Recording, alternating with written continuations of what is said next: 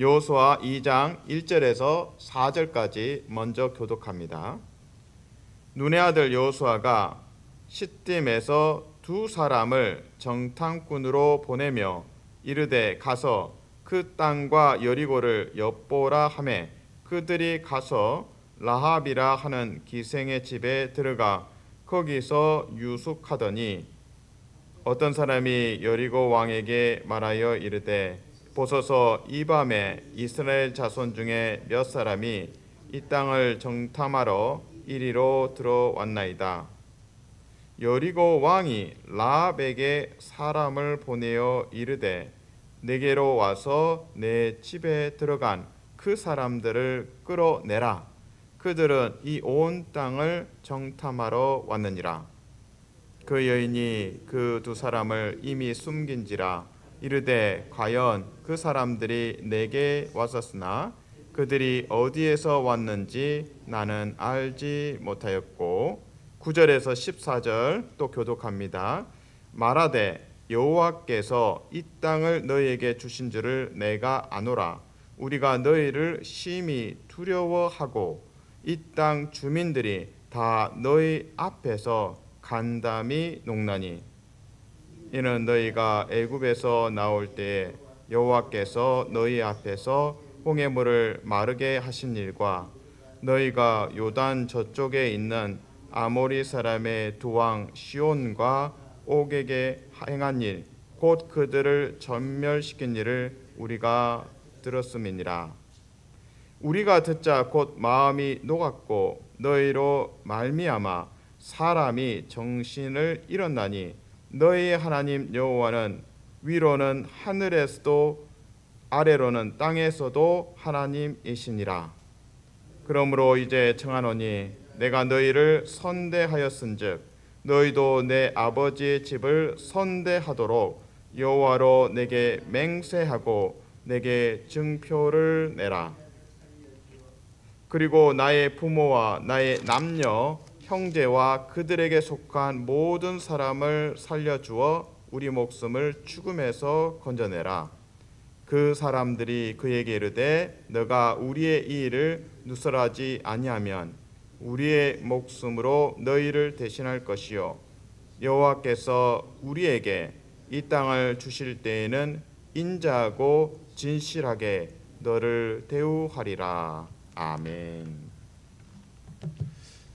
여호수아가 정탐꾼을 이제 가나안 땅, 특별히 여리고를 정탐하기 위해서 두 정탐꾼을 보냅니다. 근데 여리고를 정탐 보내면서 우리 마음에 감동이 하나 있습니다. 전직 정탐꾼 여호수아가 정탐꾼을 보냅니다. 참 40년 전에 모세가 12명이었죠. 그때는 12명을 정탐꾼을 보냈고 그 12명 중에 여호수아와 갈렙도 포함되어 있었습니다. 그러나 정탐꾼 그 당시에 12명이 돌아와서 10명은 안 됩니다. 불가능합니다. 그 땅에 가면 우리는 메뚜기입니다. 우리는 그들의 밥이 될 겁니다. 그러니까 10명이 낙심되는 보고를 하죠. 그래서 백성들이 부정적인 의견에 오히려 더 반응하고 원망하고 애굽으로 돌아가자 이런 이야기까지 나오고 결국은 이제 광야 40년의 심판을 받게 됩니다. 10명은 노라고 이야기했고 2명 여호수아와 갈렙만 40년 전에 이렇게 말했습니다. 우리가 그 땅을 취할 수 있습니다. 들어가죠. 들어갑시다. 그러나 소수 의견은 묵살되었습니다. 이제 40년이 지났습니다. 모세가 12명을 정탐꾼을 보낼 때 그 시점에서 이제 40년이 경과하고 여호수아가 지도자가 되었습니다. 그리고 정탐꾼으로서 전직 정탐꾼으로서 여호수아가 두 사람을 정탐꾼을 보냅니다. 얼마나 여호수아에게 할 말이 많았겠습니까? 내가 40년 전에 그 땅에 갔었어 하면서 여기는 위험하고 여기로 가면 좋아 하면서 정보들을 속속히 알려줬겠죠. 그리고 너희가 가서 보고 그 본 내용을 돌아와서 브리핑할 때 정말 기도 많이 해야 돼. 부정적인 것들 너희가 볼 수 있지만 믿음으로 반응해야 돼. 믿음으로 반응해야 돼. 얼마나 이 여호수아가 할 말이 많았겠습니까? 전직 정탐꾼 여호수아가 2명의 정탐꾼을 여리고에 보냅니다. 저는 여기에서 한 세대가, 기성세대가 다음 세대에게 믿음의 유산을 전달하는 그 장면을 저는 발견합니다. 아, 그렇구나. 정탐꾼 2명을 선발할 때도 얼마나 엄선했겠습니까? 여호수아가 잘 알죠. 자신의 경험 속에서 12명 뽑아놨더니 10명은 못 간다고, 우리 전쟁에 가면 진다고, 애굽에 그냥 돌아가자고. 2명만이, 여호수아 갈렙만이 할 수 있습니다. 우리가 승리할 수 있습니다. 그러니까 얼마나 여호수아가 2명을 뽑을 때 기도를 많이 했겠습니까? 믿음으로 반응할 사람. 사랑하는 성도들은 축복합니다. 여호수아가 정탐꾼으로서 정탐꾼을 파견합니다.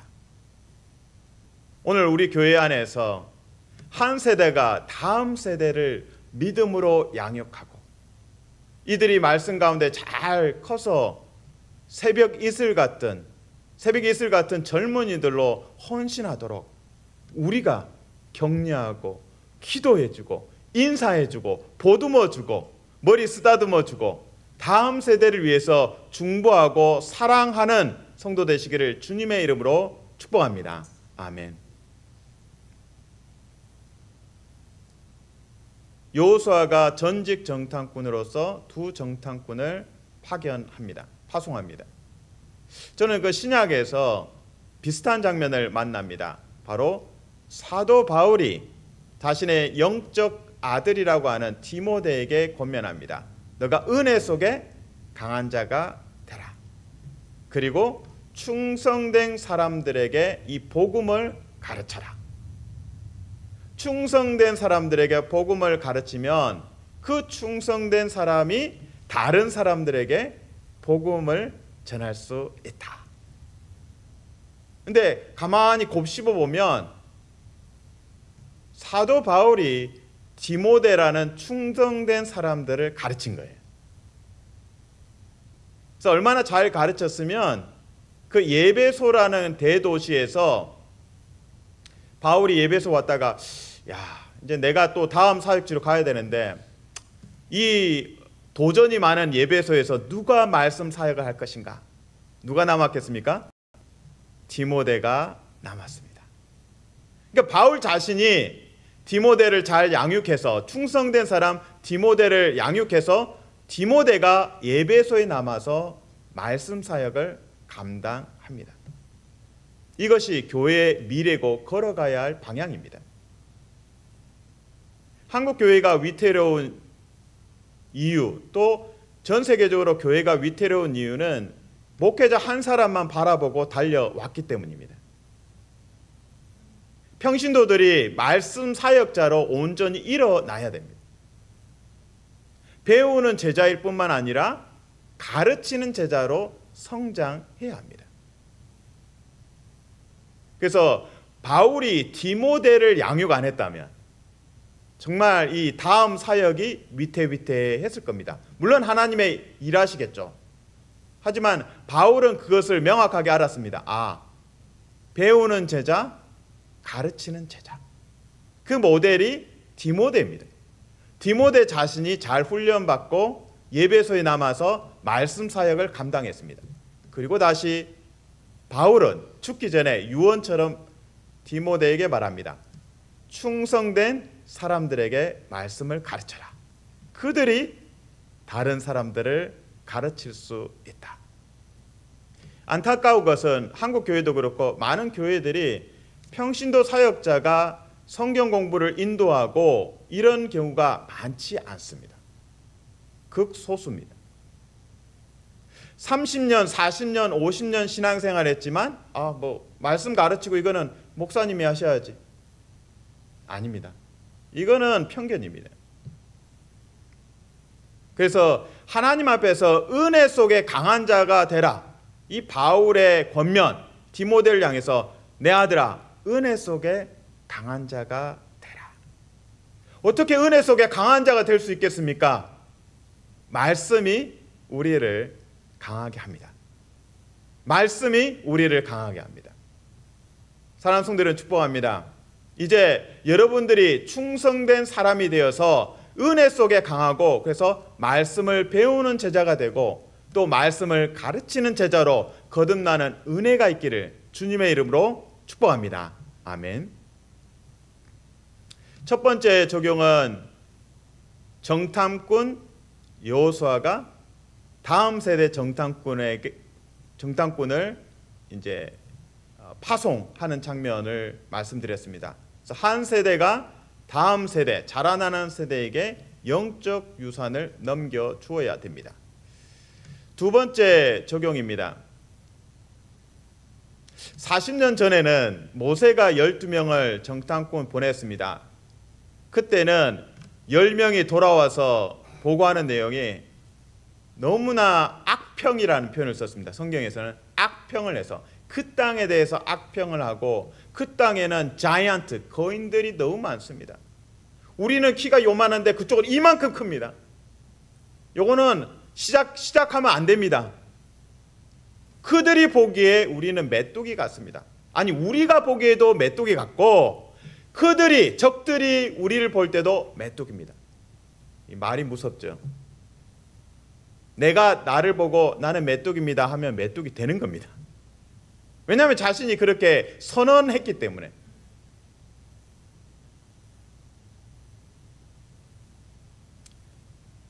메뚜기 같은 인생이라고 메뚜기 같다라고 말했던 그 10명. 그래서 그 악평을 들은 온 이스라엘이 낙심이 되고 마음이 녹았고 하나님과 또 모세에 대해서 원망이 불평이 쏟아졌습니다. 하나님께서 그래서 정탐했던 40일을 카운트해서 하루를 1년으로 환산해서 광야 40년의 방황에 벌이 내려진 것입니다. 오늘 장면은 여호수아 2장에서는 반전이 일어납니다.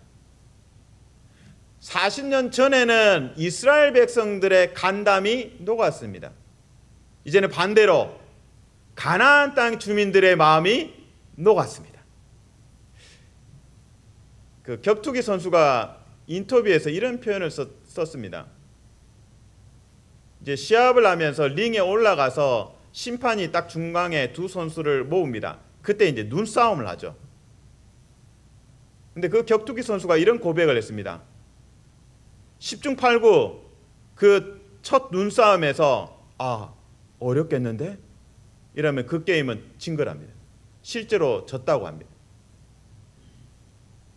전의를 상실한 거죠. 주먹을 내지르기도 전에 눈싸움을 했는데 어이구야 기세에 눌린 거죠. 그리고 지는 거죠. 오늘 여호수아 2장에서 하나님께서 이스라엘 백성들의 편에 계시고 이 원수 같은 그 가나안 그 주민들의 마음을 녹아내리게 하셨습니다. 그래서 오늘 본문에서만 마음이 녹았다, 간담이 녹았다 3번 나옵니다. 처음에 2번은 기생 라합을 통해서 보고할 때 우리가 소식 다 들었습니다. 당신들이 애굽에서 나와서 출애굽에서 홍해를 건널 때 하나님이 도와주셨죠. 그 홍해물이 말랐던 거 우리 다 들었습니다. 40년 전 이야기인데 아직까지 사람들이 이야기하는 거죠.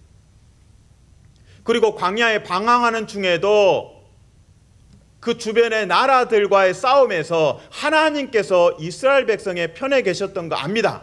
그래서 그 아모리 족속들이 전멸된 거 압니다. 전멸됐습니다. 그러니까 홍해 사건 그리고 주변 나라들이 이스라엘에 전멸된 거 그것을 듣고 여리고 사람들은 간담이 녹았다. 이게 기생 라합이 2번 보고를 합니다. 그리고 정탐꾼이 나중에 복귀해서 여호수아에게 보고할 때 뭐라고 말할까요? 주민들의 마음이 녹았습니다. 이 전쟁은 이미 끝났습니다. 시작하기도 전에 우리가 이겼습니다라고 이야기합니다. 저는 기생 라합의 이 보고 내용을 같이 한번 보겠습니다. 제가 읽어 드리겠습니다. 2장 9절입니다.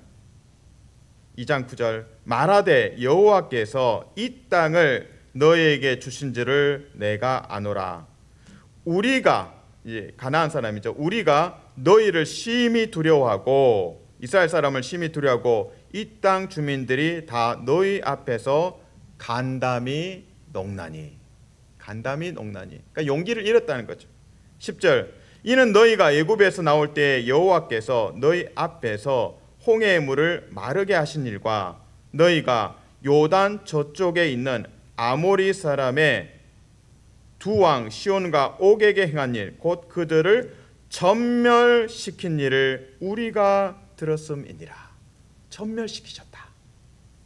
11절 우리가 듣자 곧 마음이 녹았고 이제 라합과 여리고성 사람들이 우리가 듣자 곧 마음이 녹았고 너희로 말미암아 사람이 정신을 잃었나니. 정신을 잃었다. 너희의 하나님 여호와는 위로는 하늘에서도 아래로는 땅에서도 하나님이시니라. 벌써 이제 기선제압이라는 표현을 쓰죠.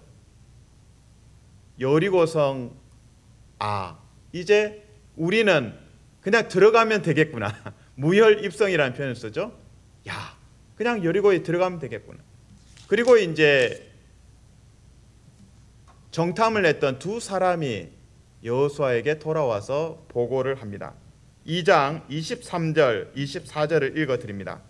그 2 사람 정탐꾼이죠. 그 2 사람이 돌이켜 산에서 내려와 강을 건너 눈의 아들 여호수아에게 나아가서 그들이 겪은 모든 일을 고하고 24절 또 여호수아에게 이르되 진실로 여호와께서 그 땅의 모든 주민이 우리 앞에서 간담이 녹더이다 하더라.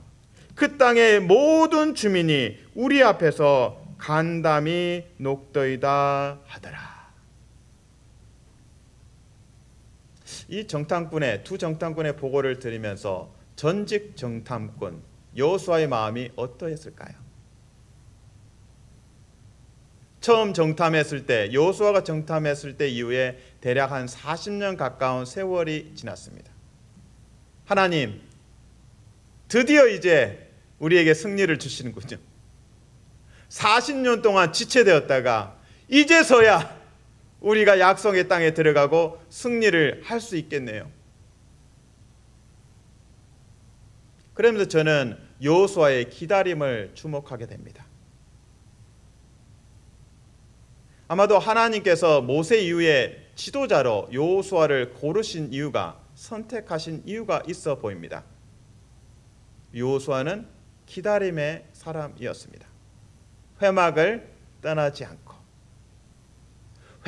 떠나지 않고 하나님의 임재를 기대하고 하나님의 말씀을 기대하며 기도의 사람, 하나님의 사람 여호수아는 이미 지도자가 되기 전에 모세를 돕는 자로서 기다리고 하나님 앞에 엎드렸던 사람입니다.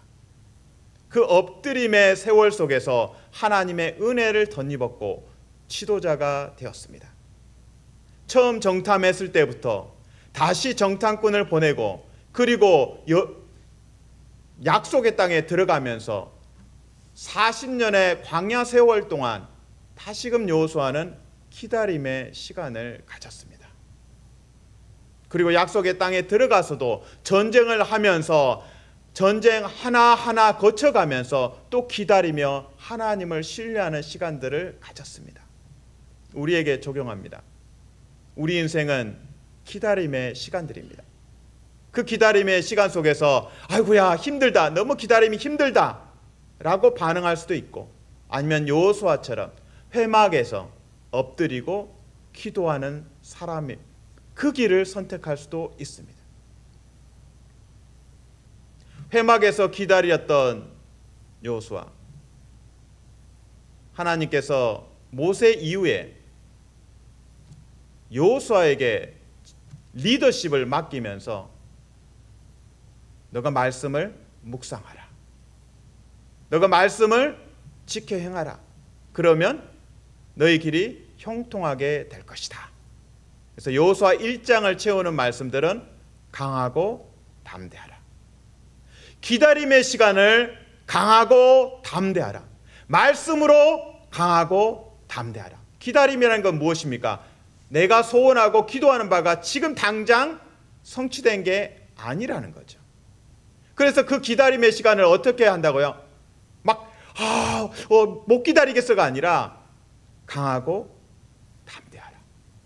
하나님께서 이미 앞서 행하시기 때문에 강하고 담대하라고 말씀하십니다. 눈앞에 보여지는 것은 아직 손에 쥐어지지 않았기 때문에 갑갑하고 답답합니다. 그러나 하나님께서 말씀하십니다. 강하고 담대하라. 그 근거가 무엇입니까? 말씀이죠. 이 땅을 주시겠다고 말씀하셨기 때문에 그것이 40년 전에 들어올 수도 있었지만 40년이 지나서 그 기다림의 시간 속에서도 강하고 담대하라. 그리고 약속의 땅에 들어가서 여리고를 정복하고 또 아이성을 공격하고 그 과정마다 또 기다림의 시간이 필요했습니다. 사랑하는 성도 여러분, 축복합니다.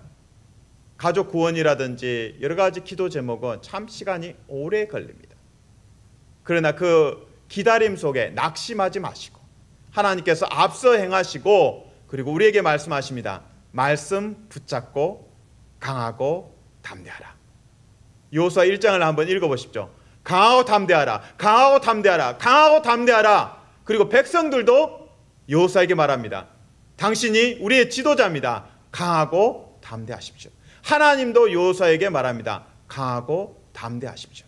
여러분의 기다림의 시간들, 하나님의 시각으로 말씀 붙잡고 강하고 담대함으로 그 기다림과 인내의 시간들을 채워가시기를 주님의 이름으로 축복합니다. 아멘. 하나님, 여호수아처럼 기다리고 그 기다림을 말씀 붙잡고 강하고 담대한 자로 만들어 주시옵소서. 예수님 이름으로 기도합니다. 아멘.